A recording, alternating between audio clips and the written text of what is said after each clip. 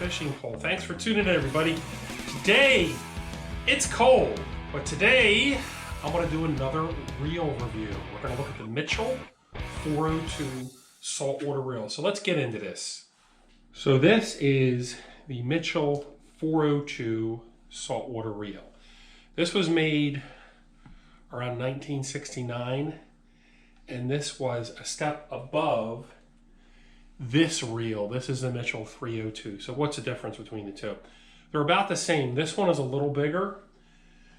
Mitchell tried to step up its game, and it wanted to make a more, a faster reel with a higher speed, and that's what they did with this. The crank here has a very distinctive coffee grinder handle. It has a red.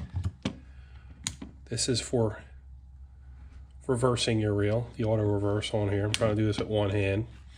And right here is the inspection hatch, if you can see it. This inspection hatch is meant for you to basically pop a screwdriver in it, pop it out and lubricate it if you need to. This reel was a hand-me-down. I think it came either from my grandfather. So between 1963 to about 1977, these reels were made.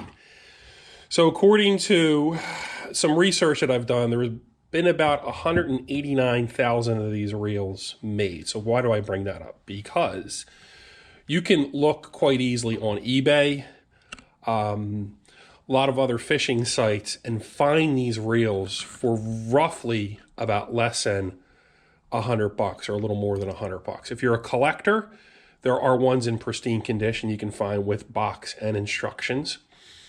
This particular reel was the first time that Mitchell tried to put planetary gears inside the housing here. As you can see, there's a little surface scratch here. The drag is up here up top. This one has a mechanical bail. As you can see, it spreads from here all the way to the other side, and it snaps closed when you click the bail. And I'll do that real fast. Kind of a hard snap there. It looks like this one wasn't used. There's a little bit of cellophane around the reel, and it looks in fairly pristine condition. My plans are to use this. But like I said, about 189,000 of these reels were made. So if you're looking to collect, if you're looking to use a pretty reliable reel, this is the one for you. So they used tungsten carbide in some of the parts, and the ball bearings that were used in here are stainless steel. The drag system, there is no felt inside this drag system. It's all metal. It does have, as you can hear, that click, but that is perfectly normal for these reels.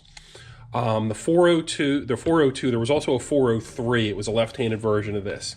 Now, if you're also a collector, there is a bailless system to this. Instead of having this mechanical bail, there's a version of this called PUM, and it's basically, I'll try to put a picture of it up, but basically, instead of having a bail, you have this, and then you have a roller system that's here. So instead of having a mechanical system, it's a manual bail. You basically just flip your finger over it, and as you reel up, it'll spool your line. But pretty nice reel. Like I said, if you're a collector, if you love Mitchell, I would highly advise you to get one of these. And the other thing is, if you're out and about, can't afford a reel, you see these at a flea market, garage sale. If you have a neighbor, you know, that wasn't a fisherman, that doesn't fish anymore, an older neighbor who is trying to get rid of one of these, absolutely pick it up.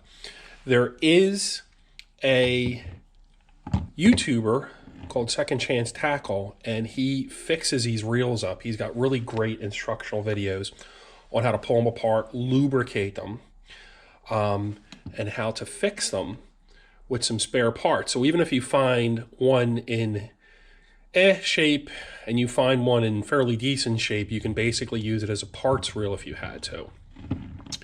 And you can get these parts online. So, Mitchell 402. This is Fishing Pole signing off, and hopefully I will have some more videos for you guys. So stay tuned, everybody. Happy fishing.